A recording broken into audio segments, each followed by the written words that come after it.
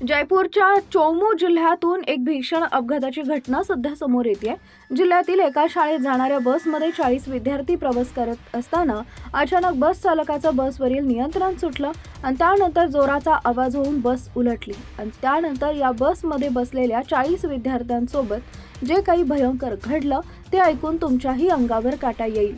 विद्यार्थ्यांसोबत नेमकं काय घडलं ते पुढे बघा। त्या अगोदर आपल्या चॅनलवर नवीन असाल तर चॅनलला सबस्क्राइब जरूर करा, जेणेकरून अशा प्रकारचे अपडेट्स या तुमच्यापर्यंत पोहोचत राहतील।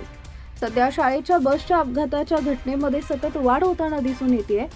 कधी चालक नशेमध्ये असतो तर कधी चालकाचा मोबाईल पाहण्यामुळे तर कधी वाहन चालवताना लक्ष न दिल्यामुळे बस अनियंत्रित होऊन असे भीषण अपघात घडतात।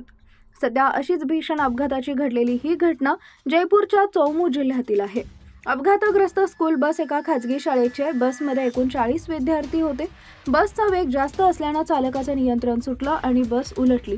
अपघात होताच घटनास्थळावर उपस्थित लोकांनी तात्काळ धाव घेत बचाव कार्य सुरू केलं।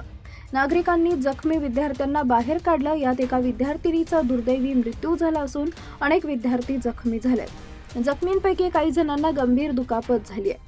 घटनेनंतर स्थानिक नागरिकांमध्ये संतापाची लाट उसळली आहे। नागरिकांनी निदर्शने सुरू केली। घटनेची माहिती मिळताच पोलीस घटनास्थळी दाखल झाले। नागरिकांच्या मदतीने पोलिसांनी जखमी विद्यार्थ्यांना रुग्णालयात दाखल केलं।